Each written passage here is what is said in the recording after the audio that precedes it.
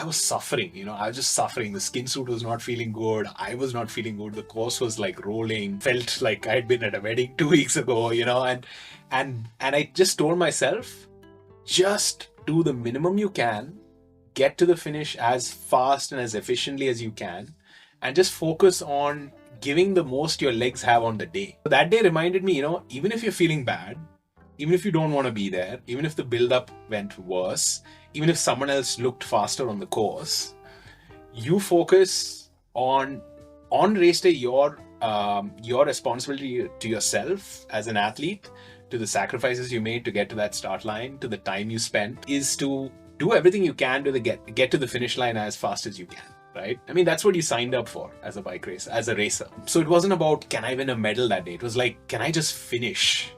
Even on a bad day, as long as you don't let negative thoughts determine, don't let it be predictive of anything, and you just focus on the process of getting to the finish line as best you can.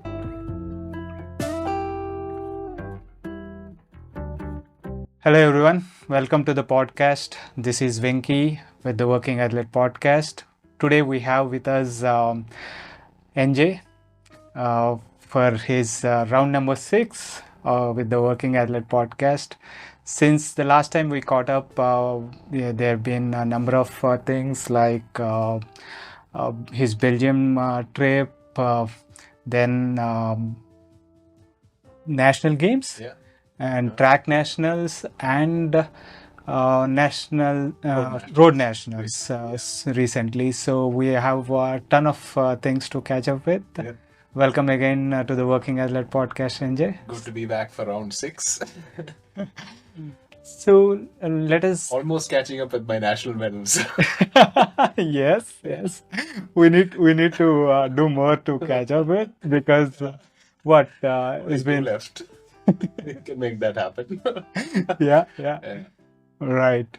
So let us start by talking about the Belgium. How was Belgium this year, post-pandemic era? Yeah, post-pandemic, right? Yeah, first time getting back to Europe after 2 years. To be honest, those 2 pandemic years, the only thing that I was really thinking about was, will I get to race my bike? Really race my bike again. And for me, that's like going to Belgium and getting smashed. And 2021, there were some false hopes, but 2022, things started to align up. There were some challenges there.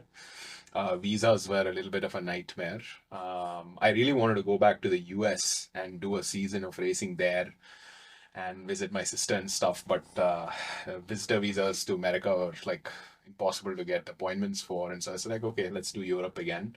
Had its fair share of challenges. Took a small group of riders there, super young kids, and they grew phenomenally on the bike. And to be honest, it was when you miss that top level racing, no matter, you have certain memories of it. You have certain memories of how difficult it was and the prep required to be at that level. But there was this distinct difference when I got to Belgium this time. I would say 2 big differences, or let's say 3 big differences. One is there was a palpable difference in the, let's say 4 big differences. So one was the palpable difference in the build of the fields there. The pandemic, you definitely feel like a lot of the older gen guys, like the veterans, really, they hung up their bikes during the pandemic. Wow. Like there were a couple guys who were used to seeing these serial kermesse winners who were just not on the scene anymore. It's like 1 or 2 guys, but these are like, the kermesse kings. And so a couple guys had moved on from the sport, or perhaps maybe switched to gravel racing. I don't know. Right, that's the new thing. The second thing that I noticed was the field had gotten significantly younger. Now, I don't know if this is because I'm getting significantly older, but I remember the first time I went to Belgium in 2015. That was almost 7 years ago, and I was 29, and part of it is, yeah, maybe I've gotten older, that's for sure. But the feel was definitely younger. And you know how they talk about a lot of the pandemic babies, as far as racing goes, Correct. a lot of guys who got into cycling during the pandemic, a lot of kids, because you couldn't play team sports like soccer. Soccer is like the biggest sport in Belgium, and you couldn't play team sports for 2 years. And so a lot of guys got into a lot of these young kids got into a lot of individual sports, and cycling is definitely the second biggest sport in Belgium. And you felt that in the field, 19-year-old, 18-year-old kids who don't know a lot about tactics but are strong, right? And so that was the second big difference. Old guys moving out, field was significantly younger. The third thing I noticed was the difference in uh, in equipment. You know, so I went back with my rim brake bike, and in Europe, in the racing field, the world had moved on. I'm still talking about saving the rim brake, Yeah, but yeah, yeah. and I like the rim brake because as a person who works on my own bike, travels with it, it's a lot simpler to troubleshoot a rim brake bike than it is to, I can't afford to spend $250 on a service in Europe. Service in Europe at bike shops are very expensive, and there you wait in line. It's like your bike, you'll get it back in 1 week. If you Right. want it, give it to us. We Yeah. might service it for you. So I like it because of that. It's practicality. But the field had moved on, and I felt like for the first time in my life, I'm one of those bike riders who never says equipment is what holds you back. But for the first time, I felt it. Like when you're in a field of guys and you're racing it at a really high level, on wet descents, on technical courses, which that's practically every other day in Belgium. Right. Um, Mountain descents. It's when you're a guy with rim brakes in a field of disc brake bikes, you can't be as embedded in the field because your rim brakes are not going to stop as fast as the other guy. So then you have to position yourself a little bit further back, and then you're spending a lot of energy trying to come back in. Basically the reaction times are different for them Completely. versus you. They can brake a lot later into corners. You're braking like 10 seconds or 8 seconds before. They're braking like 4 seconds before, and they're like stopping on a dime, and it's like, so that, and I really felt that in terms of it affects you. It affects your legs when you're having to brake a lot longer. You're a lot less efficient, and then you're having to sprint back up because you scraped off a lot more speed, a lot more momentum. So that was definitely a second difference that I felt, a third difference that I felt. The fourth one was, I think it's the context of the times we're living in. It's the weather in Europe. This time, normally, shoot for June, July, August, and because they're the most pleasant months, you would have maybe the Belgian summer is like 4 days long. It's usually coincides with the first week or the second week of the Tour de France. It's like it touches 30 degrees and everyone in Belgium is like shirtless Oh and no, panties. yeah. They're like, oh, it's so hot, Godverdomme. And but yeah, for us it's like that's like 6 months of the year in Bangalore, right? So, Correct. but this time in Belgium, oh, I mean, we had a summer. We had a summer, and the thing is, houses in Belgium are designed. They don't have ACs. They don't have fans. It's your window is your AC, and it's always so pleasant there that you just prop open your window, Right. and it's good, right? But this time it was a month, 2, 3 months of like just heat wave, and correspondingly, I think even in India, I was looking at the weather in Yeah. Bangalore, and Yeah. we had some pretty heavy rains, so yeah, it's not so much global warming, it's like extreme weather changes, and that I really felt because when you've been to Belgium like 2 years ago, and then you come back after 2 years, and there's this pronounced difference, and you see it as a cyclist, you kind of ride on the roads, and nature is kind of you're in nature, and you cover 100 kilometers and 200 kilometers some days, and you see the the change in the environment. Like this time, uh, a lot of the corn is a huge part of Belgian crop, and you were riding in the fields, and you're like, this corn usually is ready to pluck and is yellow in August or September when I leave Belgium. Mhm. This time when I got there, everything was fried, so Wow. the Belgian farmers are suffering. But yeah, those are the four big changes I saw. And but yeah, I mean, the racing is as hard as ever. Uh, I did some of my most beautiful days of bike racing ever. I raced this 5 day stage race called Tour de Namur. It's the hardest bike racing I've ever done in my life. I finished dead last on the first day, dead last on the second day.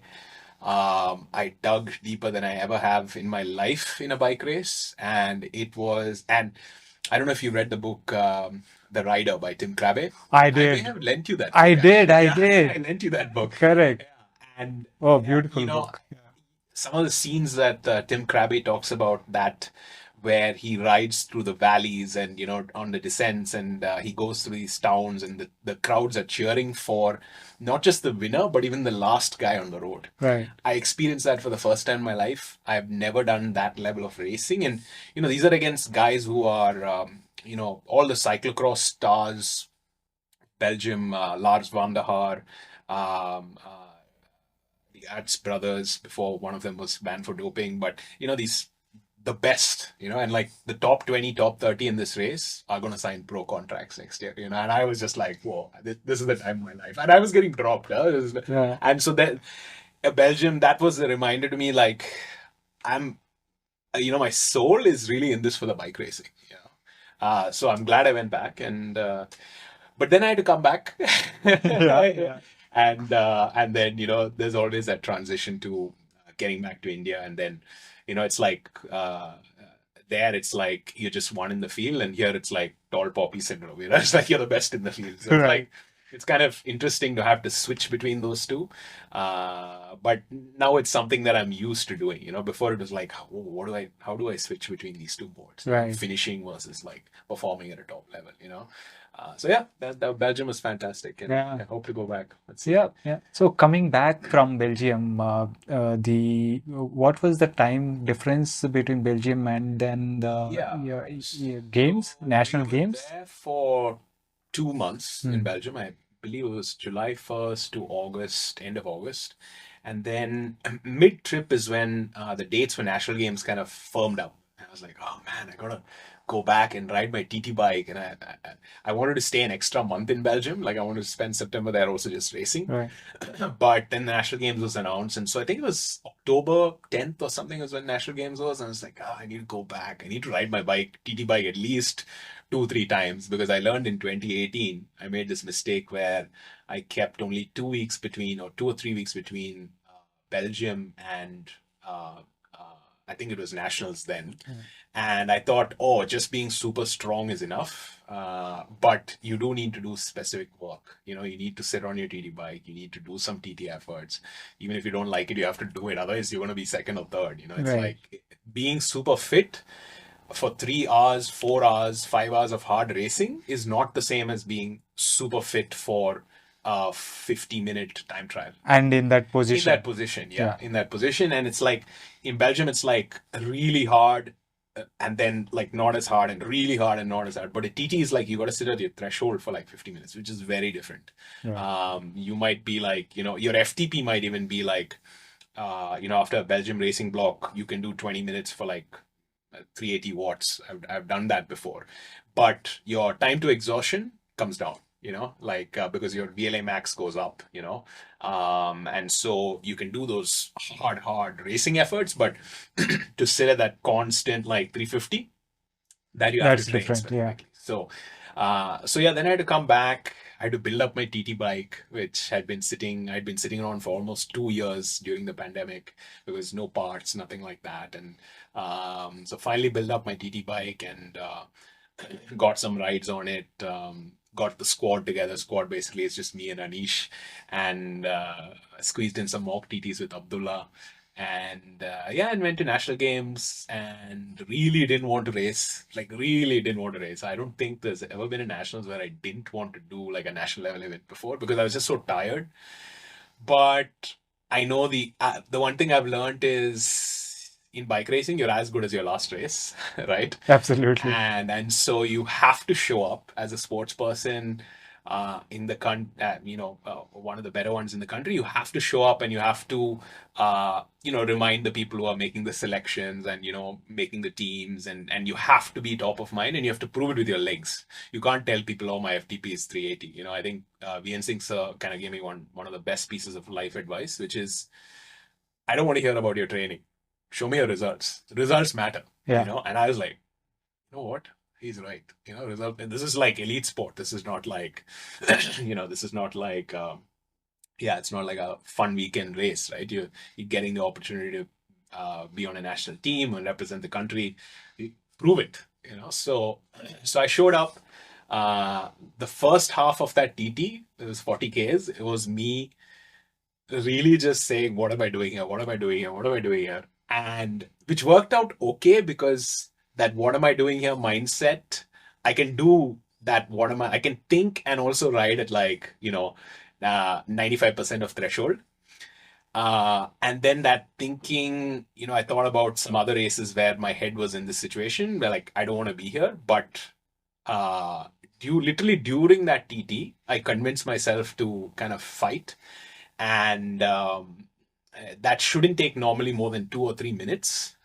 But this took literally 25 minutes. Wow. And so much so to the point where, riders were telling me after the race, they were taking time splits. And apparently by the halfway point, I was like a couple seconds from being silver or bronze even. Wow. And but I didn't know that information. I didn't really care for it. But then in the second half, I reminded myself, you have to prove it.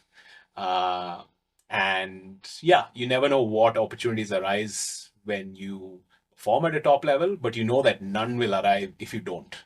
And it makes doors hard to knock on, and I didn't want to put myself in that place because I've been there before.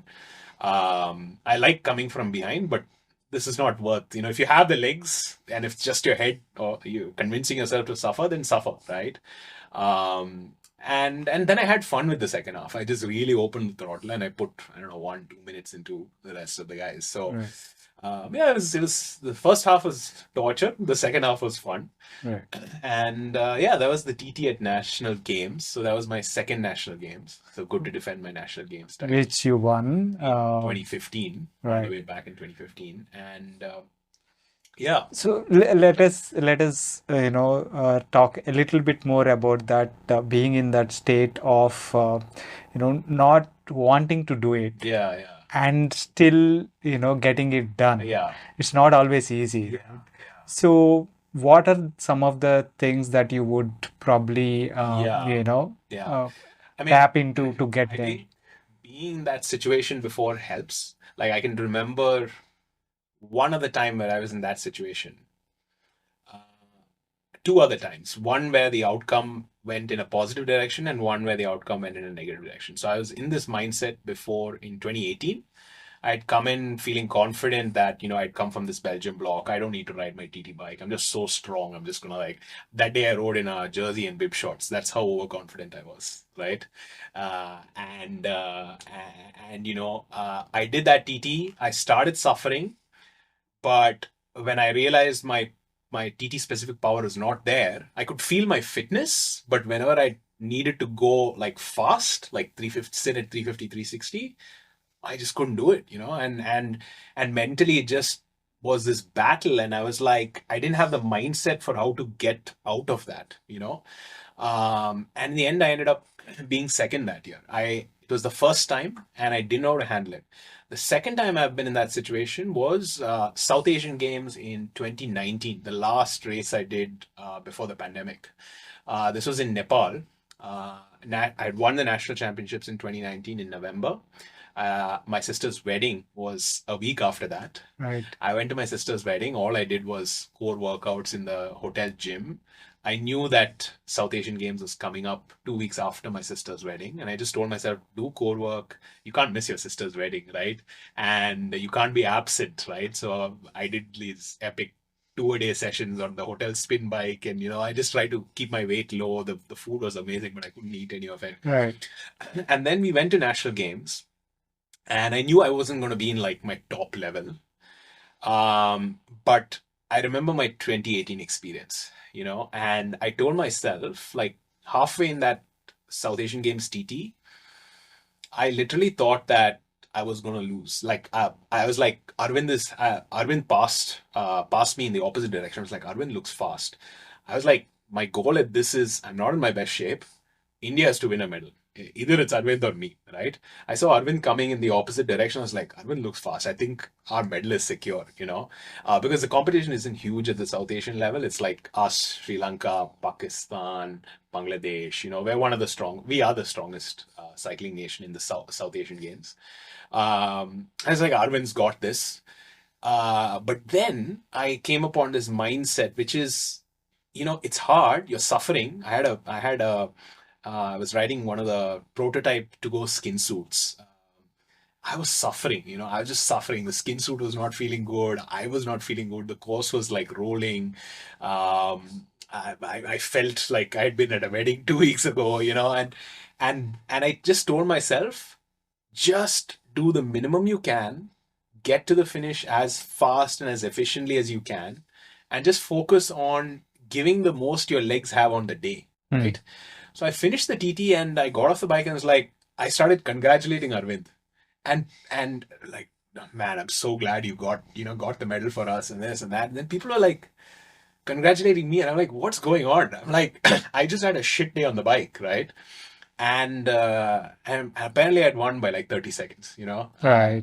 Yeah. and so that day reminded me, even if you're feeling bad, even if you don't want to be there, even if the build up went worse, even if someone else looked faster on the course, you focus on race day, your responsibility to yourself as an athlete, to the sacrifices you made to get to that start line, to the time you spent, is to, do everything you can to get to the finish line as fast as you can. Right? I mean, that's what you signed up for as a bike racer, as a racer, as a competitor, Exactly. So it wasn't about, can I win a medal that day? It was like, can I just finish, And so that day I learned that even on a bad day, as long as you don't let negative thoughts determine, don't let it be predictive of anything, and you just focus on the process of getting to the finish line as best you can. That day taught me, like, even if I have shit legs, like even if I was sick the previous day, this, that, all of these things, um, I use that mentality in the Asian champs also, when I had the GI stuff, and I could have easily ridden at like 290 watts and barely finished, but I rode at a decent level that day. Yeah. Yeah. And the guy who won that race that day, Yevgeny Fedorov, he's like, he won the under 23 road race. I mean, the guy put 2.5 minutes into me, but me on my worst day, and of course, Yevgeny was probably not on his best day. He's not peaking for the Asian champs. But Right. I mean, this guy is like the best in the world. Right. Like today, I was listening to the Lance podcast, and Johan Brunel was calling for Yevgeny Fedorov as one of the 10 big riders to watch for this year. So it's like, sometimes it's, context is important. But to your question, yeah, you owe it to yourself as an athlete at any level, when you come to your goal event, to just get to the finish line with the legs that you have on the day, Yeah. the legs, the body that you have on the day. And yeah, I think that's super important. Yeah, that is super important that, even on the worst day, stick to the process and Yeah. get it done. Yeah, Right. absolutely. Yeah. So you have done that for the national games, Yeah. and you defended your title Yeah. successfully. Yeah. And then it is a bit of couple of months gap for No, it was like 2 weeks. It was like 2 weeks. I mean, 2 weeks, and at that point, the schedule for we heard that Road Nationals was postponed at that point because of some permissions, police permissions and stuff, which is like fair enough. Um, and so my goal was, okay, after national games, take a little break, and then go full gas to Road Nationals and like really try and do something good there, and then segue that fitness towards track nationals, which would be a month later in December. right. Track nationals dates were fixed because it was on the UCI calendar. First time that any national championships has been on the UCI calendar. So that was a big deal. So those dates were fixed, which was nice. But then all of a sudden, the news about road nationals being postponed happened without any fixed date. So all of a sudden, track nationals became the next objective. Right. And so that cleared a runway of about 2 months, after national games. And I was like, 2 months, what to do now, right? I mean, I can't, there's no point doing road race prep now Right. or spending time on the TD bike because it's like, possibly in after the track nationals, possibly early Jan. And then murmurs started to come about and dates were fixed that was going to be in Jan. And I was like, okay, 2 weeks and change between track and road, Yeah. right? And at this point, I was like, I mean, if anything, the pandemic taught me it was, and also, the age clock is ticking.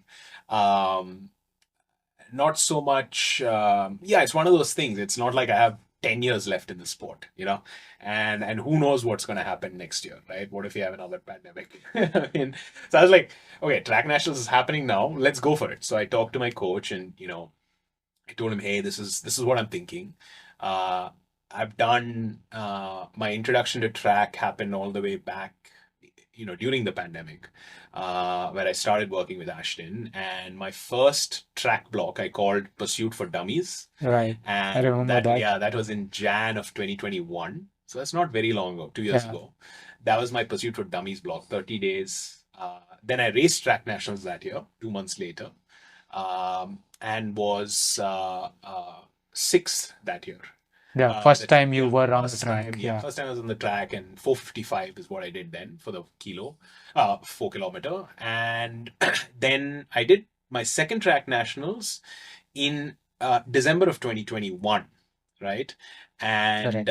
and that didn't go so well because I got sick 2 weeks before, but I still Correct. showed up because like I booked tickets, this, that. And I was like, show up and just do get the reps in, right? Yeah. Because there's a lot you will learn about process and logistics. And, I messed up the start there. I couldn't even see straight. It was a danger, me doing that effort, but I did it. And my goal was to finish safely. And I did that, Right. And so that second track experience was like, terrible. Um, so I told myself, okay, if I'm doing track nationals for the third time, I need to progress on my 4:55 goal. So my only goal for track nationals 2022 was do a time that's better than 4:55 and prepare a little bit more specifically, or basically go from pursuit for dummies track block to a pursuit for intermediate. Right. And so I went into that intention. I told Ashton, hey, this is what I'm thinking. And he was like, dude, let's do it. I'm like, when he says, dude, let's do it, I'm like, okay, you have the idea, your coach has the, the a vision for how to get there. I'm like, okay, let's do this, right? I didn't know what it was going to entail. I knew it was going to be tough. I knew it was going to be outside of my comfort zone. I have to go to a new city for 45 days. Logistics was incredibly challenging because the track in Guwahati is a really nice track. They redid it for the Kalo India Games. So relatively speaking, I would say the best outdoor track in India. Yeah. Yeah. I like it Nice. better than Hyderabad also. Yeah. Hyderabad's like really hot and stuff, and it's bumpy on two turns. It's bumpy on turn two and turn four, whereas Guwahati just has one bumpy turn, but there is a line you can take that's not as bumpy. So it's like small things, but and the paint in Hyderabad's faster, but the paint in Guwahati is a little bit slower, but it makes up. And also the track in Guwahati is slightly tilted. So one way is slightly uphill, other way is slightly down. So these small things, but overall, I like Guwahati. I haven't ridden in Kerala yet, but out of the three outdoor tracks that are really good, I think Guwahati is like up there. I've heard there's one in Manipur also, but I haven't visited that yet. But then this track was out in the middle of nowhere, and I had to find a place to stay, but I don't want to live in a place where I'm not in a positive mindset. I don't want to like rough it out and Right. camp, Yeah. camp in a desert or something. And I want to be in a place that's like a good environment, and I need to get my work done. I can't just like up and leave. Um, so I had this commute every day that I had to make from Guwahati to the velodrome, which was like 30 kilometers. It was an hour Okay. there and back. So I had to get a vehicle. It was like this incredibly expensive trip. And I was like, oh my God, what am I doing? But I was like, if there's one lesson I've learned is if you want to compete with the best, you have to like you have to commit to Yeah. it. You You have to can't put in the you effort, have to put in whatever the you effort can. and the resources, Yeah. right? And even if it means that you are extending yourself a bit, because if you don't do that, you tell yourself, I'm trying to compete with the best, or I'm trying to improve on what I did previously, but you don't put in an effort and make sacrifices that are commensurate to that progressive goal you've set, the likelihood that you're going to achieve it is like much lower, Right. because it's ultimately the work and the quality of the work that you put that allows you to progress on a goal. And Absolutely. it's the Yeah. commitment. So if you don't up your commitment, expecting to go one step higher is not realistic. It's just yeah, you can work smarter in some ways, but it does require more just work.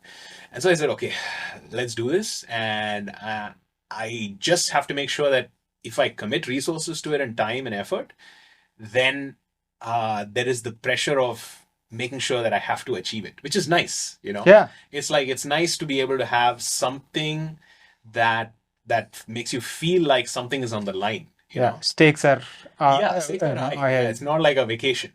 Agree. So yeah, I went there, and I mean, whenever you do something new, there's always a honeymoon phase. Like the first week was like, oh man, this is so nice. in a different place. I mean, Guwahati was a tough place to live in, and the commutes were long. But literally, I used the 1 hour car ride every day. Like when I left home, I wasn't in a mindset. I wasn't excited, but I used the 1 hour car drive to get my head in the zone. And like when I got to the track, I was like laser focused. I didn't care what anyone else was doing. I didn't care what anyone else was saying. I didn't care what people were talking about. What is this 8-time national champion or 7-time national champion doing on the track? Like I looked like a total noob, and I was taking advice from 18-year-old kids. It's like, भैया भैया आपका saddle height थोड़ा कम है, ऊपर करो, try करो, भैया आप थोड़ा ज्यादा बाउंस कर रहे हैं बाइक पे. I'm like, I was listening to all the feedback. Right. If anyone had anything to tell me, whether they were like 18 or 38, I was up. And there were coaches there, some awesome coaches there, yeah, really good people. And I mean, What were you doing in that 1 hour to get your mindset to focus? simple. It was fueling. Mhm. Just making sure that you're fueled, because I mean that's definitely something I learned from working with Ultra Human and the CGM. It was like you can affect your mental state and how you feel and energy levels by what you eat, and drink. So focusing on a lot of basics. So like making sure I was always fueled, hydrated. Second, I would say is just mentally just going through the motions of um, uh, that dialogue. Yeah, there's a term for it. I forget. Like not. What is that Greek philosopher's name? But yeah, it's like Stoic. no, no, no, no. Yeah, this Socratic kind of dialogue. It's Right. like, why am I here? I'm here because I am here to do this. Right. It's like, what does it mean? It's like, what are you trying to achieve? What will it take? And at the end of it, it all boils down to just show up on the start line and clip in. It's like Right. you have this idea of what your legs are going to feel like on the track. You have all these insecurities like, how am I going to ride the banking? You have these insecurities like, oh, what if today there are 30 riders on the track and I'm like shit scared of riding with new riders, because your life's not just in your hands, but it's in the hands of the 30 other riders. Right. But fortunately, these 30 other riders, even though they're kids, they're more experienced than me on the track, right? So they're like riding on the banking, and I'm just like I'm like, भैया थोड़ा relax करो. I'm like, okay. But so it was just a constant process of just reminding myself, think about the insecurities, but then dismiss them immediately, because they're not real. They're just in your head. Yeah. And once you get on the track, all of these things will melt away so quickly. And so it's about what I did was, it's about putting myself in a on the timeline of what am I going to feel like a minute after I clip in, right? Because as a bike rider, there's rarely been rides where after you're on the bike and you start moving and you're like far enough away from home, uh, that You want to you stop you want to riding. stop. Yeah, Yeah. it's so rare. I mean, It is very yeah, unless you have an injury, right. right? I mean, so it's like it's this reminder of remind yourself of how you feel like 5 minutes after you clip in. Exactly. Yeah. That I mean, in all these years of riding, there's like maybe like 3 days out of how many days, Yeah. right? Thousands and thousands. Yeah. Thousands of days. So it's like statistically, this is just going to be like that day. So Correct. just reminding myself of that, and yeah, of course, the listening to good music, Yeah. right, puts you in music Makes is sense. super Yeah. powerful, Yeah. right? So yeah, So, and you spent what, 40 days there? yeah, yeah, And 40 days. yeah, how did that progress until Yeah, the last? I'd say a lot of stuff happened. Mhm. Whenever you do something new, I knew because I've been in this place before. I've done Pursuit for Dummies. Uh, I told myself, don't repeat the mistakes of the past. That was one thing to myself. So, Right. like, that was stay on your bike, stay healthy. Fortunately, I stayed healthy through that entire block with a lot of effort. It meant not meeting people, not shaking hands, all this stuff, and just like being pretty focused. Right. Like I'm not there for a vacation. So that being super professional there, looking after my health as an athlete, and then um, let me yeah, there was one point, and whenever you start things off, it's great. It's like a time trial. The second you're kind of coasting, you almost kind of the intensity kind of levels off a bit, so you come there and you're like smashing like power PVs and all of that, but then it kind of levels off, and you got to make sure in that leveling off period you don't get too complacent, right? So I reminded myself of that, and I set myself up for success because I told the coaches that in the second quarter, so to speak, I knew where the quarter was, and I'm going to ask for some help, Right. and so one of the coaches there was super helpful. I forget sometimes how helpful people can be, and I felt weird asking people for help, but people were like throwing help on me, and I was like, no, no, I don't want any help, But I mean, it took a lot to get over that, and I actually messaged Ashton, and in track on the track, the most you can't really look at your computer. Hmm. You can put your computer on your bike, but really, if you want to go fast on the track, you can't look at your computer. You really have to focus on position and looking ahead, and otherwise you don't nail the line and you end up, somewhere else. And in track, it's milliseconds, not Right. seconds, right? You absolutely have to be so focused. So you can't look at data, and so the only feedback that you get on the track is from a coach that's standing on the sidelines that gives you lap times, Hmm. right? And I was so, I felt so weird to ask people for something like that because it means like asking someone for help. And it means they're just like taking time out of their day, right? Even if like most of those kids were like just, chilling and they would have been happy to help, right? I have this thing of I find it really hard to ask for help. And so I messaged Ashton and I was like, I think I'll go faster if I ask someone to give me lap times. But I was just using my GPS, and GPS is not even accurate because on a Yeah. track, the speed at which you're moving and the rate at which GPS samples is not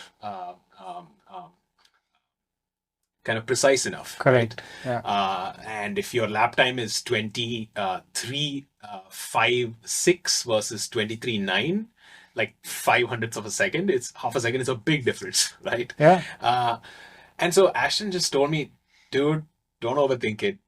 People are more than happy to help. Just ask, and he was like, yeah, just ask the guy who's, like he told me his example, like, just ask the janitor or just ask the, the chick who's at the, at the desk or the security guard, anyone will be happy to give you time. So I was like, huh. So basically, get rid of my kind of inhibitions that are in my head Right. and just ask for help, right? And so I did that in the second block where I knew that, motivation, where there would be a tendency to coast. And I got some really good sessions in behind the motorbike. And these tools, there are so many ways of training on the track that are different from training on the road.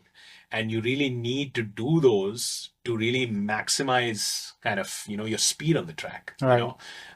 it's different from road. The tools that you use to train on the track are different. The mentality is different, and so that was the second quarter. The third quarter, like I reached the midpoint, literally like it was 22 days.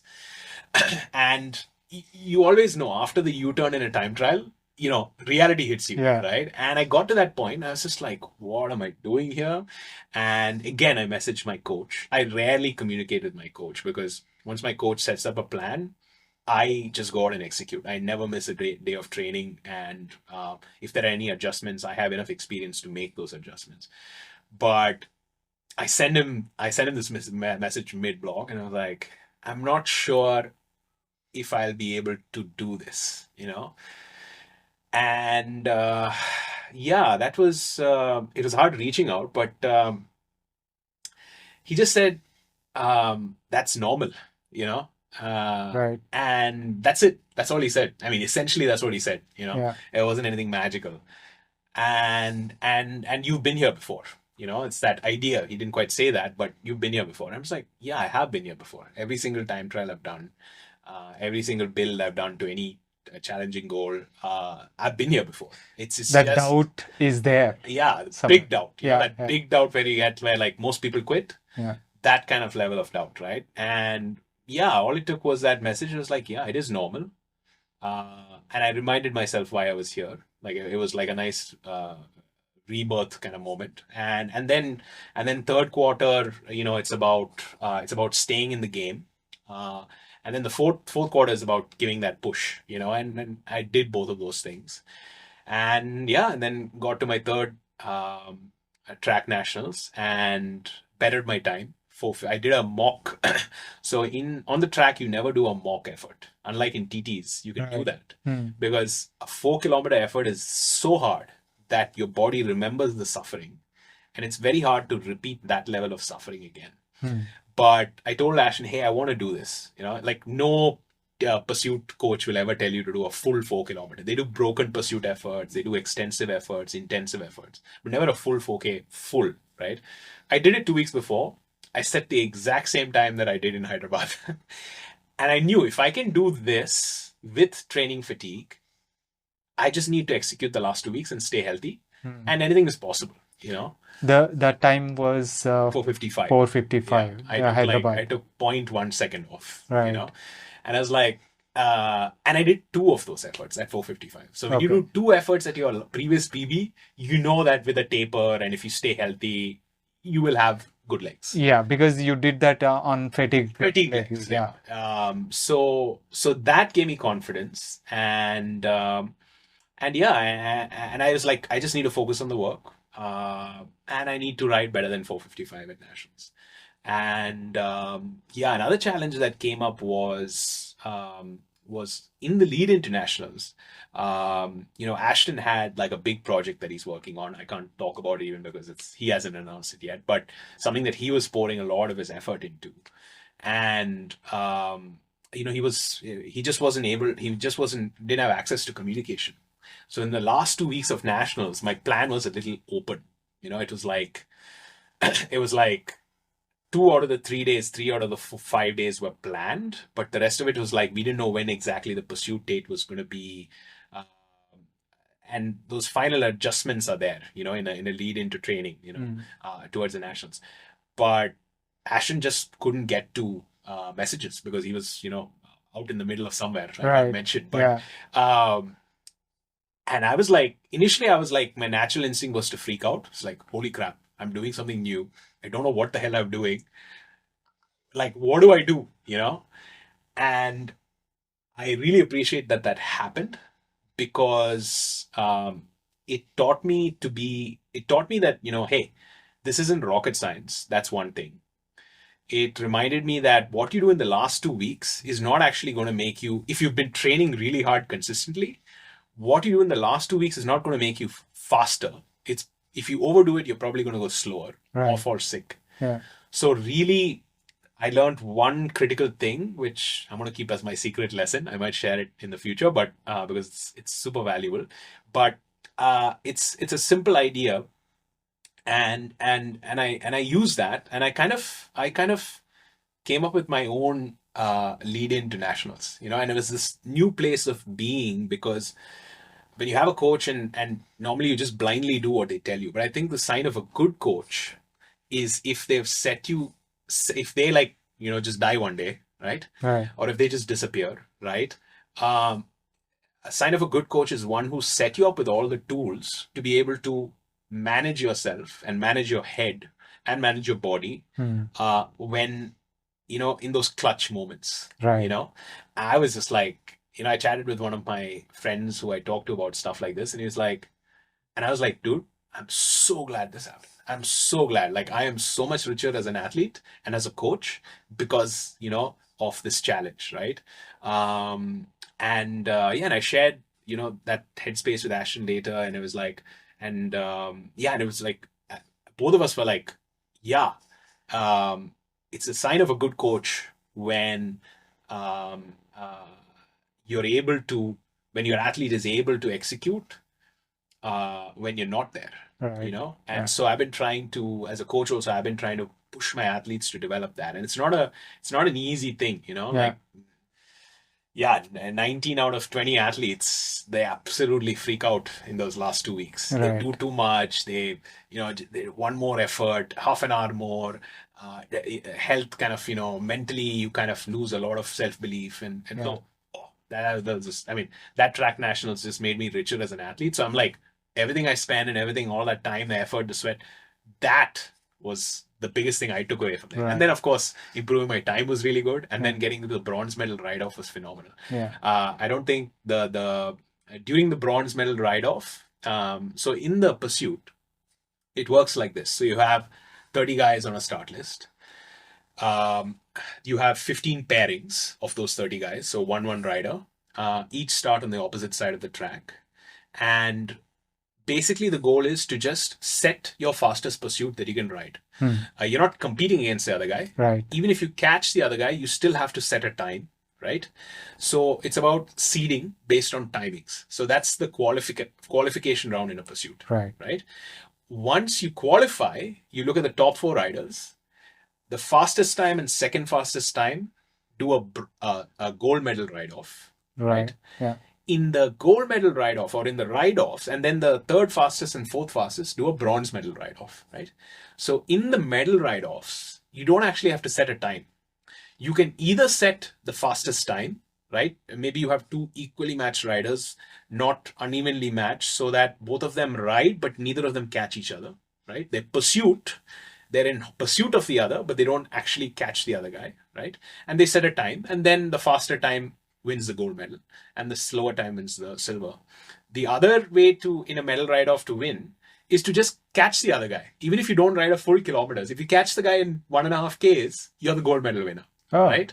nice. So you might not even have set, and then somebody in the bronze medal ride-off could have beat your time in qualifying, and still the only medal he's qualified for is a bronze. Bronze. Yeah. Right? So it's almost a tactical play also, where you have to ride hard enough to get to the gold medal ride-off. But if you back off and keep something for a medal ride-off, then you might not even qualify for the gold medal, which is what happened to Ghana at the Olympics. Right. Yeah. And so it's this, and so then there's so much to learn, right? And this was all about that. And my goal was to get to a medal ride-off, but I was like, it's not going to happen. I told my coach, this is not going to happen. I told everyone it's not going to happen. I just want to improve my time for to have. All of a sudden, people, after my qualification, they called me for a dope test. All the athletes were dope tested. If you're in the top 5. And I was like, yeah, take blood, take this. I'm done. My ride is over. Take how much blood you want, you take, right? I went it because if you had another ride-off, you'd say, hey, don't poke me and stuff. What if the guy messes up the needle? And yeah, the collection this time wasn't actually done really well and stuff like that. But yeah, so that's a different topic. But you were actually fearing, like, is there going to be blood everywhere types, that types. But they did the test, and then as I was walking, people are like, you're in the medal ride-off. I'm like, no way. Right. And then finally, somehow, I talked to Ian Singh sir, and he told me, yeah, you're in the medal ride-off. I'm like, oh, okay, let's figure this out, right? So that was a big goal of mine, to get to the medal ride-off, but it's not one I thought I would achieve this year. I got a little lucky because one of the riders, Venkappa from Karnataka, who rides for, who's a railways rider, but who's also part of the SAI NCOE academy, he had broken his collarbone on the track in a warm-up. Wow.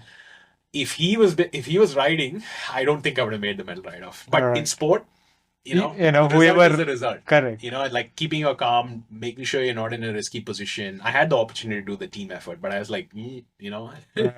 Yeah. focus, stick to your plan, right? Yeah. So yeah, that was an amazing experience. I just learned so much from that experience.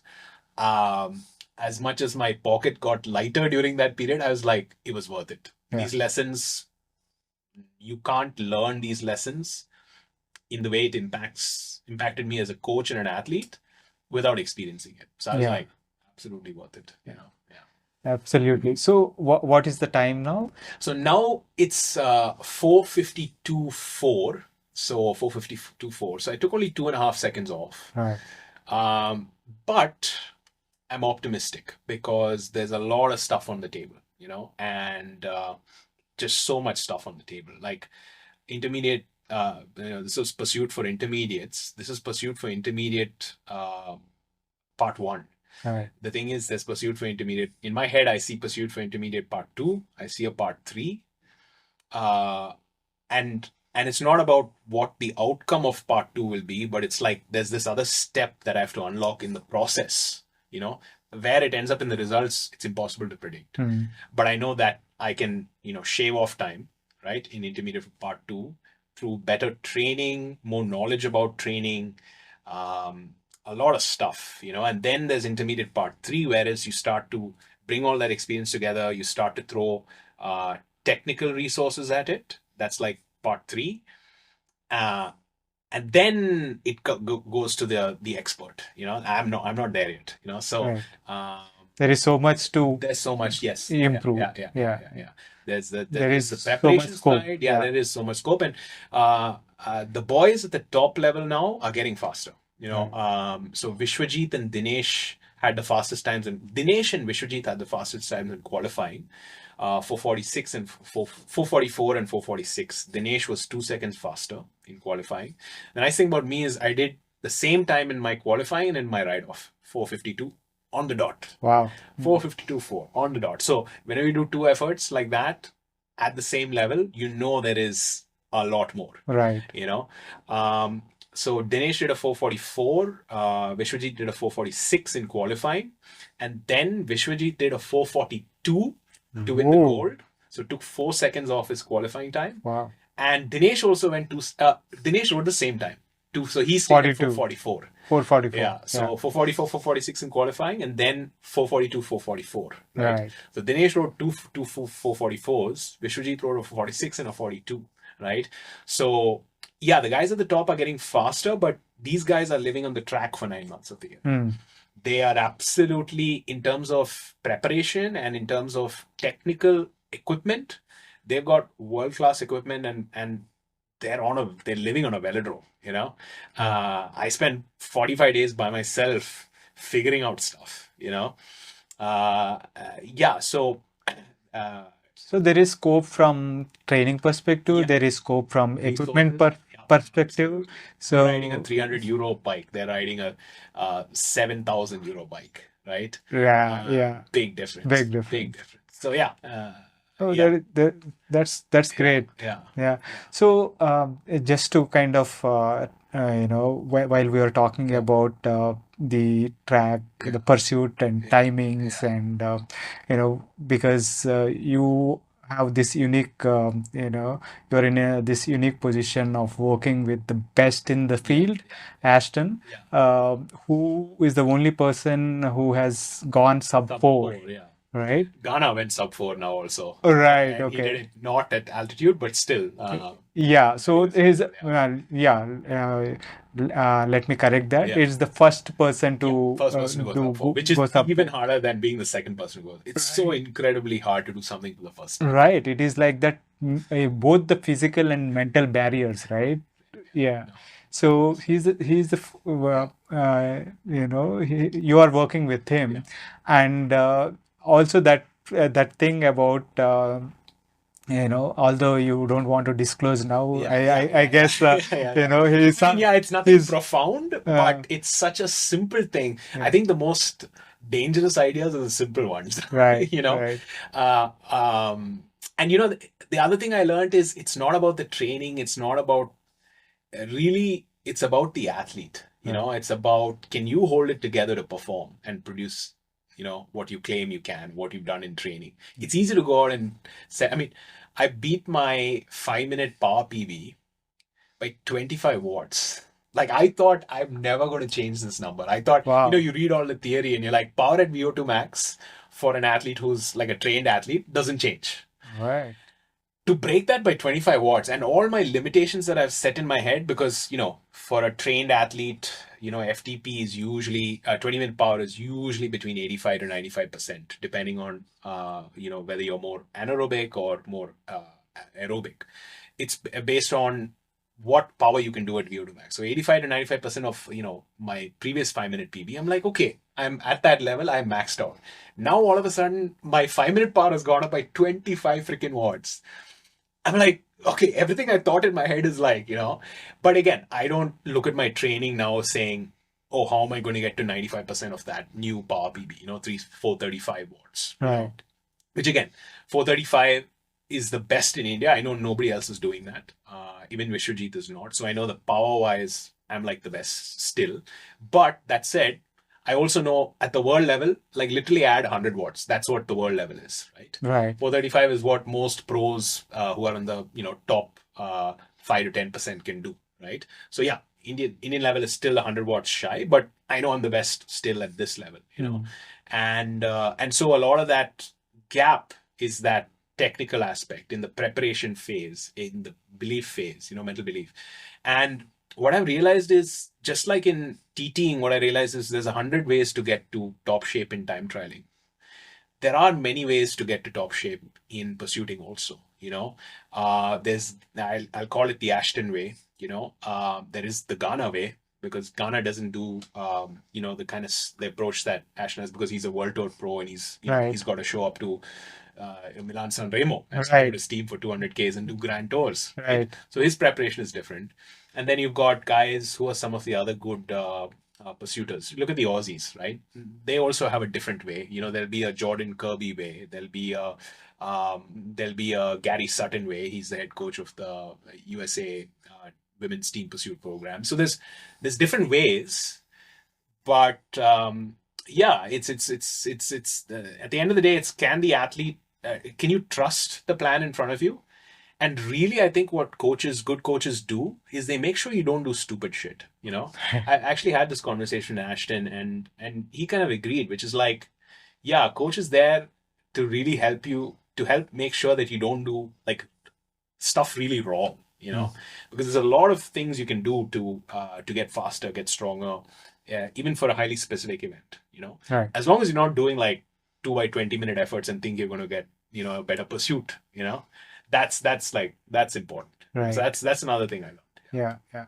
And so he's working on something big, you said. Which I can't talk So about. yeah, you can't talk about it. So he's someone who Yeah. has done big, like Oh, something like oh, going sub 4. So absolutely. it must be something really interesting. And also, what I really admire about him as a person is his ability to switch tracks. Like he's won Unbound, which is this gravel race, like Yeah, 100 mile, man. 100 mile What's gravel. it's something It's insane. insanely He different. started off doing brevets, right? He essentially got his super engineer badge by himself by doing all the distances in 1 week, or like a short period of time. Right. Rode across Kansas, fastest time. I mean, I think he's done everything except ride across America. Like, I mean, this guy is like, and the way he's able to just switch. And last year he did. I think. Yeah, last year there was this. Lifetime Grand Prix, which is a series of Right. scrabble Correct. races. Correct. Series of Right. grand. So this ability to switch and to switch tracks and just be able to find enjoyment in that, right? And and for him it's not so much about the result, like, because when you're doing brevets, nobody's giving you a medal at the end of it, No, or of it's not course. about winning. You don't Yeah, win brevets. right, It's like just finishing it and putting yourself through that physical challenge is the accomplishment, right? right. And thousands of people do it, right? Some people do it faster, some people do it slower, but Yeah, at the end of the day, respect for everyone who got on their bike and got those distances done, correct. right? So his ability to switch, if you told someone like Ghana to do that, I mean, yeah, I'm not going to talk for Ghana, but I mean, you didn't see that he was excited about like the R record. Like it's like I'll do it because I can do it and I can Right. get it. Yeah, yeah. And yeah, when you excite an athlete with a nice bike, I don't know if you saw his bike and stuff like that. I Oof. mean, respect. I mean, he's Yeah, like a phenomenal talent, yeah. But yeah, that speaking about Ashton, that's the thing that I admire the most about him. And I told him that, and I was like, I just don't even understand that. Like, if I were to switch tracks, I mean, I'm trying to do that. You are doing it in a way, right? Yeah, For someone who is kind of so well set yeah, on the road side of yeah, yeah, things, to exactly. go and start as a Yeah, noob yeah, on track yeah, is yeah, something that is exactly. in those similar lines. Absolutely. I mean, Yeah, like, people were reaching out to me for pursuit coaching last year, and I was like, no, I don't know anything about this. right. I'm working with Ashton. He's my coach. I listen to what he says. I know nothing about this. And these are my competitors asking me to coach them. I'm like, no way. Well, fine. You work with Ashton, right? And yeah, I mean, but now I feel like I know a little bit about pursuing, but still not good enough to kind of instruct people. But people still ask me, and I'm like, no, I don't know enough. Not yet. Not yet. Yeah, Right. yeah, yeah. No, I will get there though. Yeah, I yeah, can yeah. see myself getting there because ultimately it's not rocket science. Absolutely. See, you know so much, and out of the experience and Yeah, all, and you are putting yourself through that yeah, yeah, experience yeah, now, yeah, putting the paces yeah, in, the yeah. reps in, Absolutely. and next year, Yeah, and getting to those mental yeah, hurdles, and right, yeah, and I think that's also my other goal. It's not just I'm doing this because I want to enrich my toolbox as a coach, because for every theoretical coach and certified coach, I think there is something very unique to be gained from the practical side of things, absolutely, especially going through the motions and putting yourself in these places and these tough moments in the context of Indian cycling, yeah, navigating all of that. yeah, So that's the niche I'm like quite consciously trying to carve out for myself. And yeah, so that's what drives me also. It's not right. just like the athletic results and stuff like that. It's, can I, enrich my toolbox as a coach? Because I want to be of some value to sport even after I stop competing. So yeah, Absolutely, absolutely. I think I mean I was talking to our good friend Shay yeah, some yeah, years yeah, back, and this is what I told him, that whatever he is achieving now yeah, are not the yeah, things, yeah, but what he is going to contribute hopefully, once yeah, he you know hangs up his boots yeah, is what you yeah. will see. That's what I But want to you, but see. to kind of correct myself, you're already doing it while Yeah, working as a yeah, yeah, athlete yeah, as yeah, well. So that is like a yeah. double And whammy, that's, I right? mean, for me, that's a huge part of the motivation. Right. Like when I stepped onto the track, now I'm, running into athletes that are a lot younger than me. They're like, I've heard of this guy, uh, and he's like this road rider who does like these attacks on the road and doesn't win any bike races, and he's won a couple time trials. So these young kids know me like that. And what is he doing on the track? Like, why is he starting? Like, what's in this for him, right? So that's one kind of data point. The second is I start to run into athletes who I've competed with, who have now moved to coaching roles, who are now, the guys helping their teams, Right. just with small Yeah. stuff, and they all look at me and they're like, "How old are you? How long do you plan on doing this?" And that's the second data point, this external data point that I get that's kind of reflected on me. Um, and then the third is, yeah, I mean, so these are the two big ones, and like it's like one of these things, right? It's like, as cyclists in India, we're doing a very niche sport. We dress up in spandex. We go out on open roads, and we think like spandex is like some a protective shield, like cars are going to bounce off us and trucks are going to bounce off us, right? And we ride through some nasty roads, a lot of pollution, and like 99.99% of India who drives past us or is on a scooter and goes past us, they look at, what is this crazy guy doing, right? Exactly. Right, and so I think one of the big challenges, or one of the big hindrances that a cyclist in India faces, is this idea of this perception of what society thinks about what we're doing, and like why we're valuing this so much. Like, sir, why are you riding? Why are you riding Nandi? Why does this bike cost so much? Right? Why are you doing 100K, or why are you doing a brevet? Or, like, people just don't understand it. Like, you talk you're like a madman. Right. And so a lot of our inhibitions, like as cyclists, I feel like, I find that I talk to a lot of athletes, and this comes from just random society in general, like on your bike ride when you step out of your neighborhood, but also family, sometimes friends who are not cyclists, and there's like, these are reasons why you might doubt yourself, and you might try to do these things, almost in the closet. I feel Right. like I sense that in a lot of my athletes, Right. and it's a real thing. This fear of being judged by society, and for me, I experienced that same thing in the microcosm of competitive cycling. From younger athletes, like, why is this guy doing this for so long, or uh, you know, why is this guy not retiring? What's his motivation? I don't get it.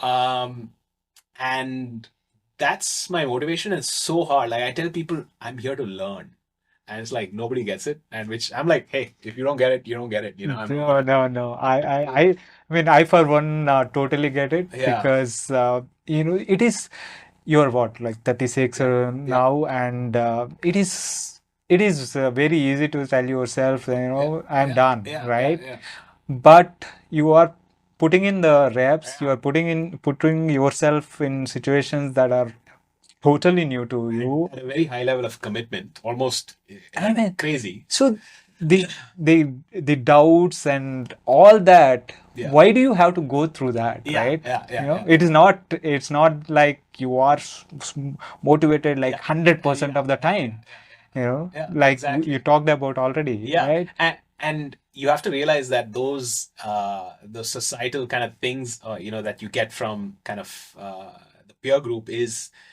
it should never be determinant of what you do, right? You put yourself in situations where you feel like you're growing, you're moving forward, you're contributing in some way, you're growing some space. Ultimately, that's what we all want to do. We want to contribute in some way.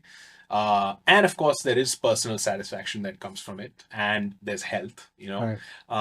So it's like, yeah, just quiet, and like, a lot of people give too much weight to the noise, and that's what I call the noise. And it's like, yeah, it's okay to kind of, for that to come in once in a while, but just remind yourself of why you do it. It's like, to be healthy. And the thing is, it's a cultural thing, right? Right. Like, when I got into bike racing, my heroes in bike racing were not, of course, there was Tom Bonin winning, there was Stein de Volder winning Tour of Flanders back then, but those are like the disconnected heroes. But for me, when I got into bike racing in the US, um, you know, I used to watch the support races, like the Masters races. And I was like, there were like 50-year-old, these 45-year-old dudes. I remember this guy named Jeremy Grimm.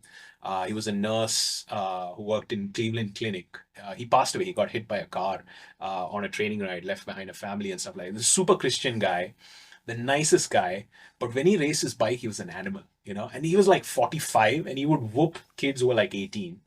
And so I was like, and then there were guys like Curtis Tolson, he's like this, I don't know, 30x national champion in the US. And he's like this coach, and he used to run one of the most longest kind of Midwest Pro 1-2 teams, Texas Roadhouse. And so I saw these guys, and I was like, this is normal. But here it's like, why is a 36-year-old racing a bike? Right. It's like weird, Yeah. right? And so it's a little bit of this. There's a lot of, I feel like with a lot of athletes in India, like a lot of, like, I call anyone who sweats is an athlete, Yeah. out of their own volition, right? Right. Not like walking outside to get vegetables, but if you choose to kind of like break a sweat and increase your heart rate, you're an athlete, right? Right. But don't be afraid to call yourself that. They say, "Oh, are you a professional?"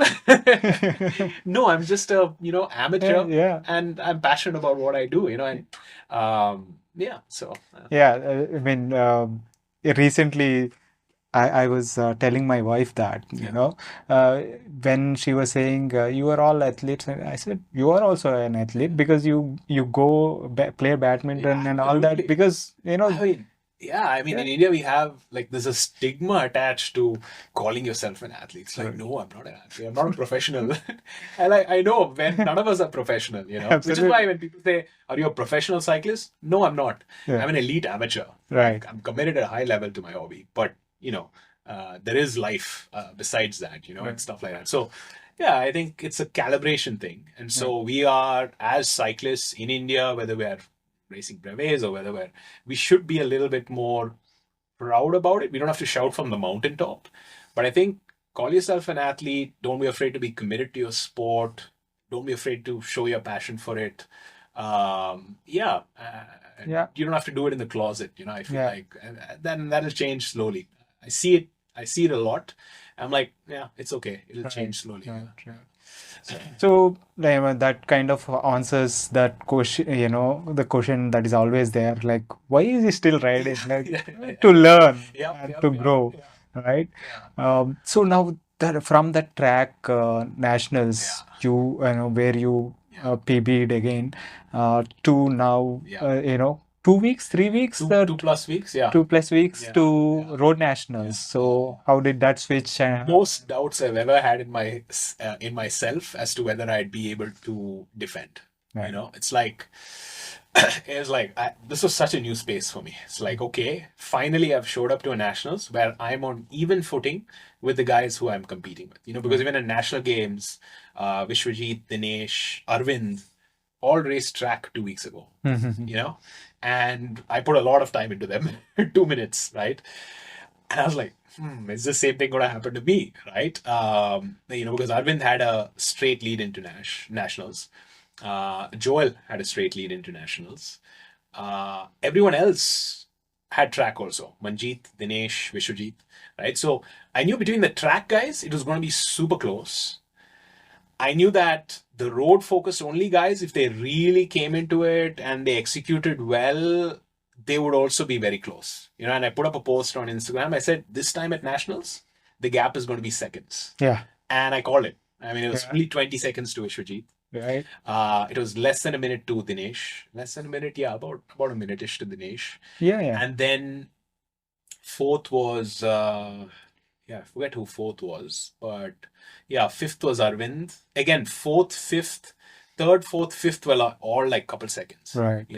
All in the 45 kph average, and then you had a bunch of guys after that, and yeah, those guys are like competitive, but they're not like top level. Right. But yeah, I called it because I knew mentally I wouldn't be confident. That is going to cost a little bit.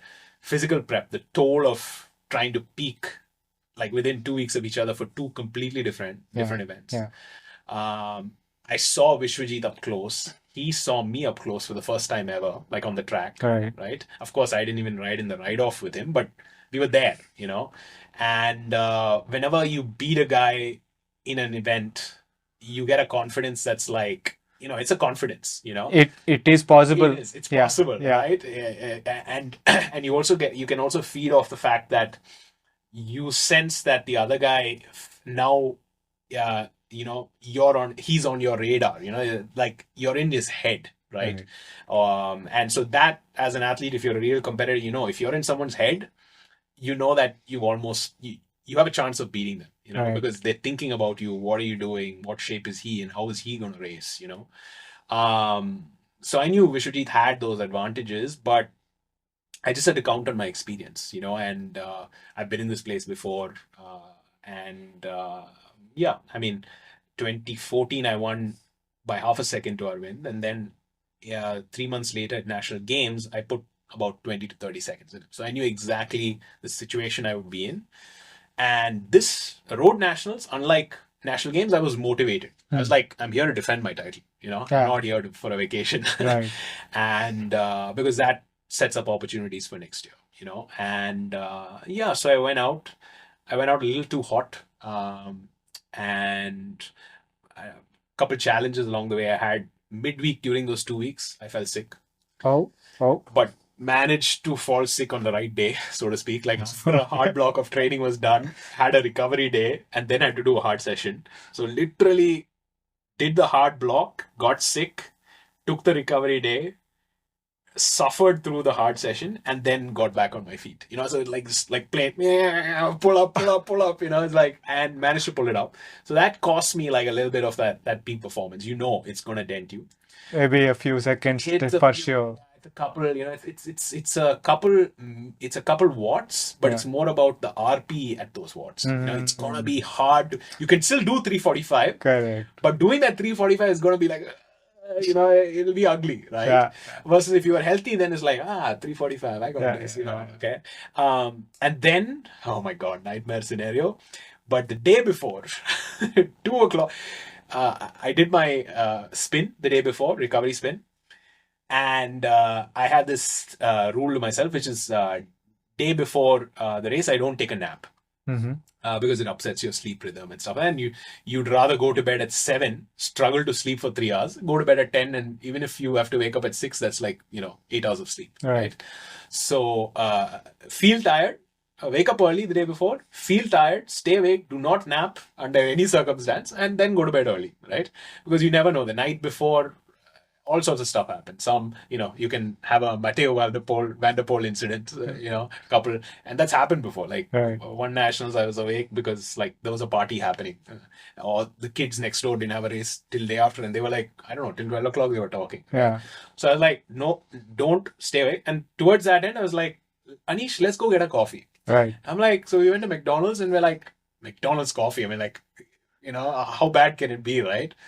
But Anish and I were 100% certain it was the McDonald's coffee. But literally, 2 o'clock till like 4, I thought, I just had like, my stomach started grumbling. And and I was like, I had to visit the bathroom a couple times, and I was like, this is not good. This coffee. Vibes of all things. Yeah, coffee of all things, right? So it could have been something as simple as the water they used, or the milk, or maybe the, coffee was left in the the machine for overnight, and then a little bit of mold grow. So many ways, right? And so it was this reminder to me that really, really, really, the day before, don't mess up. This is twice this year or this season that this has happened, right? Yeah. Asian Games, Asian champs, I paid for it badly. That was like close to salmonella poisoning. The Caesar salad. Yeah, Caesar salad. Chicken or egg that's bad can really ruin you. But yeah, even small things like this, and this is like boiled water and stuff. Right. Fortunately, it passed. But that cost me also. On the start line, I extended my toe down to just kind of stay unclipped, and my toe was cramping. And I was like, this is the start line. Yeah. Oof. And this is the exact same feeling I had at the Asian Championships, but there my feet was cramping in the warm-up itself. Yeah. And I knew it was going to be a bad day. But once like I said, after the first 3 minutes, I was there to fight, and I fought from the beginning to the end. I never gave up in that TT. So I gave the max I had on the day, but it was not my best. But then you never know if it was not Vishwajit's best. But and it was nice. It's nice to compete with somebody for the first time, like toe to toe, and it's nice for them to have a sense that they can beat you. It's good. It's good for competition. And it's also there were years where you and Arvind were really close. You never knew. And then a couple of years where the gaps were increased. Yeah. Now there is someone else coming in. Yeah. I mean, now Vishwajit is the railways guy. Right. So again there is you are getting extra motivation now. I mean, I'm just motivated. It's good to be. I mean, this is why you do it. Right. You want that competition. Yeah. You want a sense that something there's something to lose there is no chance of you getting complacent even if you want to. Yeah, I mean, absolutely not. I mean, yeah, there's so many young guys coming through. I mean, like, this is the third generation of time trialists I'm competing with. Right. You know, the first gen was when I started out, 2013, 14, 15. The previous gen had retired then, but Arvind kind of kept me busy, kept me, we kind of motivated each other, Correct. really. And there were a couple other guys who were there in and out, Manjeet. But Manjeet, respect to Manjeet, because while I've been combining track and road for the first time, Manjeet has been doing it for like 10 years. Wow. And he's won multiple national titles. I don't think he's ever won a TT title, but he's won a road race title. And on the track, he's won a couple pursuit titles, right? So he's like the OG combining road and track. Wow. And he was the guy I rode in the bronze medal ride-off with. And he's a nice guy. He's such a nice guy. I tell people that if Manjeet trained like me, we'd probably have an Asian podium medalist. Wow. Like, the guy is good. He's so talented. And a nice guy. So respect to him, because he's been doing it longer than I have. And so it's cool. We have a nice group of guys, in this sport, on the road, on the track. Guys that I can vouch for, Definitely. They're all like putting in the work, and some of them are not. I mean, nobody's working as hard as I am, but but these guys are talented. They have the ears on their side, and like Vishwajeet is different. He's different from the other guys, and there is that youth that has that certain. Is it like 20 or something? 21. No, last year he was under 23. So I think he's probably 22 or 23. Young. Right. Yeah. And he's the kind of guy who says, I'm not training, but he's actually working his ass off. Right. The other guys in the previous generation that I was competing with, they would say, I'm not training, and they were actually not training. So that's changed, in what people say and how they act. The roadie speak is there now. So, Excellent.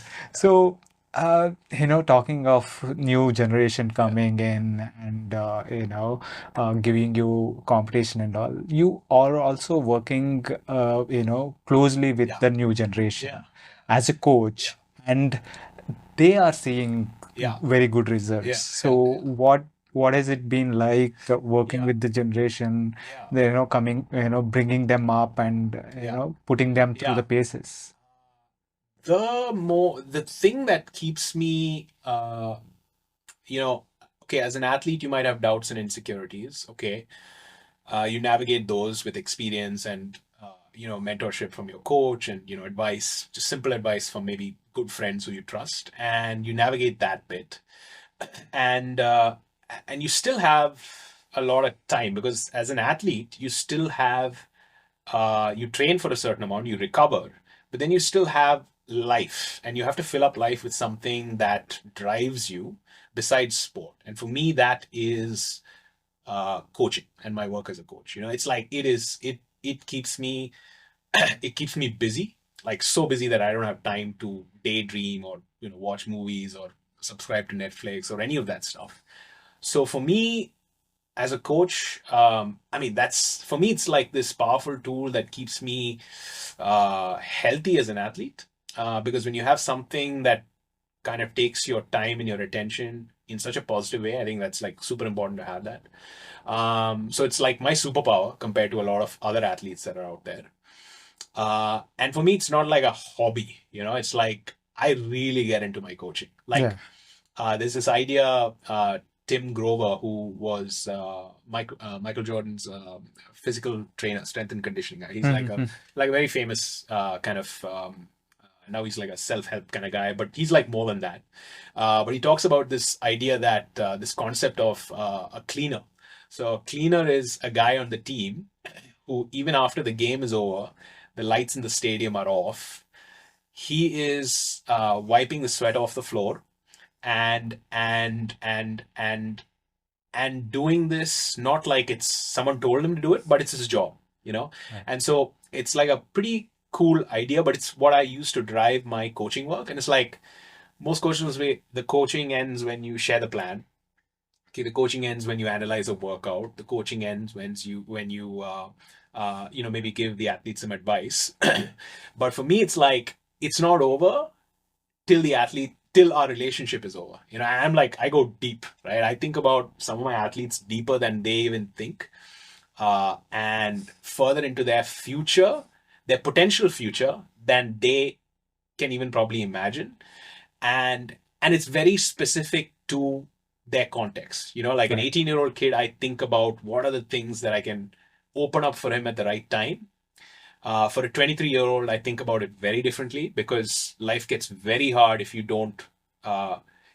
If your aspiration is to be a national medalist and be part of a national team, you have very little time to do it.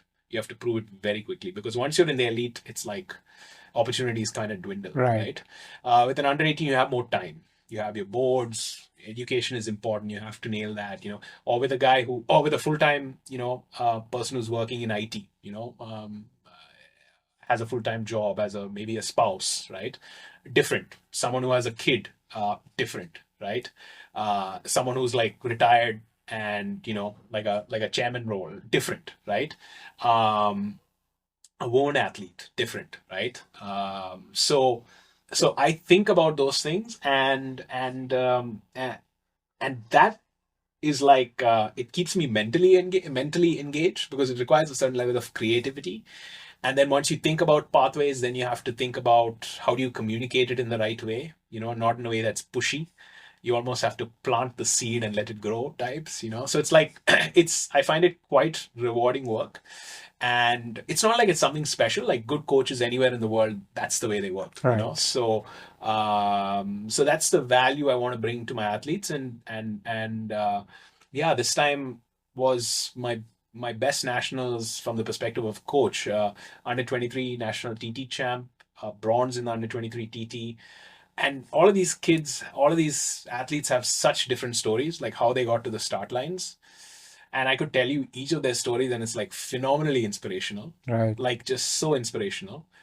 Like it would motivate, like each of their stories would motivate so many people. Yeah. Um, and yeah, whether it's the guy who broke his collarbone 11 weeks before, whether it's the guy whose cousin brother I started working with, who I advised to kind of change focus because he didn't have the talent, and I had to say it in the right way. And no matter how long he worked, he was not going to achieve the goals that he aspired to achieve. But then that cousin introduced me to his cousin brother, who's this like the best numbers I've ever seen, and is the under 23 champ, right? Right. So like, I mean, it takes a lot of selflessness to kind of stop on the road to your goal, but then kind of hand to the person you are working with as a coach, trust the coach to say, hey, there's this cousin of mine who's better than I am. Right. I'm like better than you. Oh my god, what, like 200, like plus 5 FTP. But then you like work with the kid. And you're like, oh, this kid's already got 20,000 kilometers without a coach. Right. Okay, his 20-minute part is like, okay, the best I've ever seen for his age category. Okay, best 5-minute part I've seen. Okay, and then we do the work. Right. And yeah, I mean, yeah, there's so many stories like that. One of my athletes, my first woman athlete on the podium at nationals, so that was huge. Yeah, so incredibly rewarding work and stuff that I hope to. I'm still learning, and yeah, and that's something that motivates me a lot going forward. Yeah, yeah. So that one thing that kind of struck was that communicating in the right way, Yeah, and not being pushy and yeah, almost planting the seed and letting it grow. yeah, That is so important, because you feel at yeah, some points that okay, he can yeah, do a little yeah, more yeah, at that and this, but you have to let that maybe plant it, yeah, and yeah. I let them mean, realize, yeah, I basically. started on my journey because a seed was planted. Yeah. It was like a night where I was just hanging out with friends from my club. We were a little bit, we went to the bars, and one of my friends just said, wouldn't it be funny if you won a national title, Yeah. right?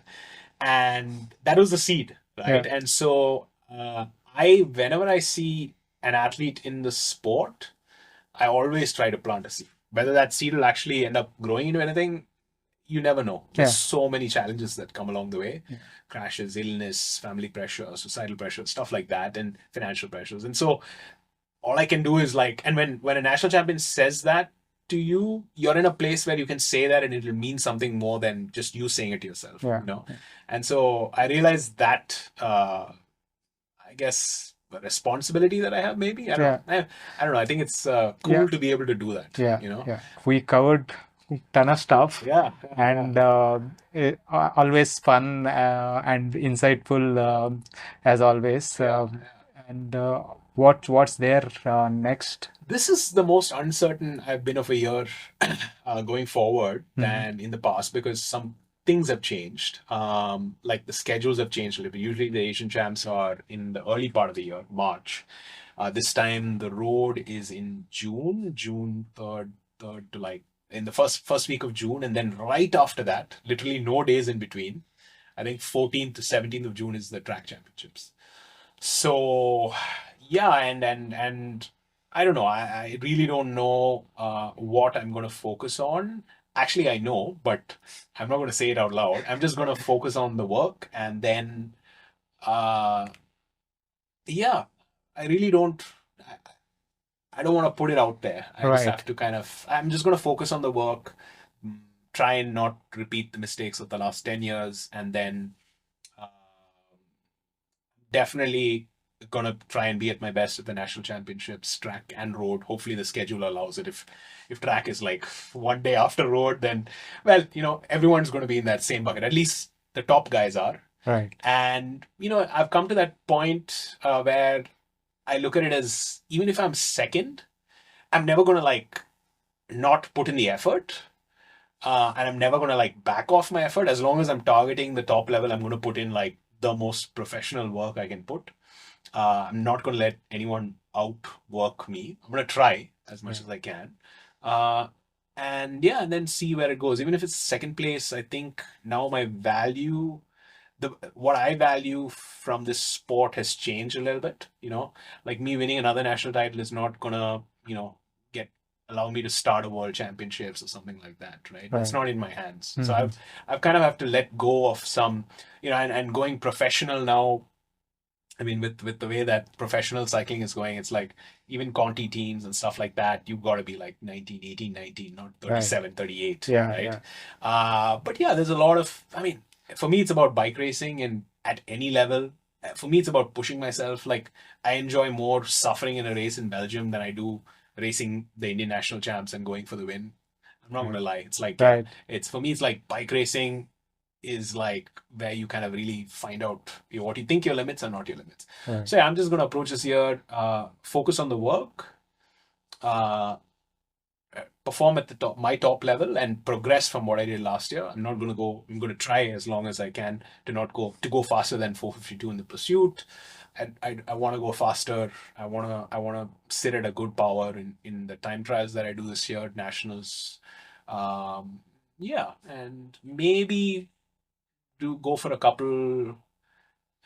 I don't have time for it. I won't have time to go for KOMs, and I want to do like this thing where, like Phil Gaiman, like he kind of made this thing of going for KOMs. I want to work with like a sponsor or something like that, like a sponsor that makes sense, like a nice brand that's really keen on showcasing what bicycles can do. I think would be like a cool way to pitch it.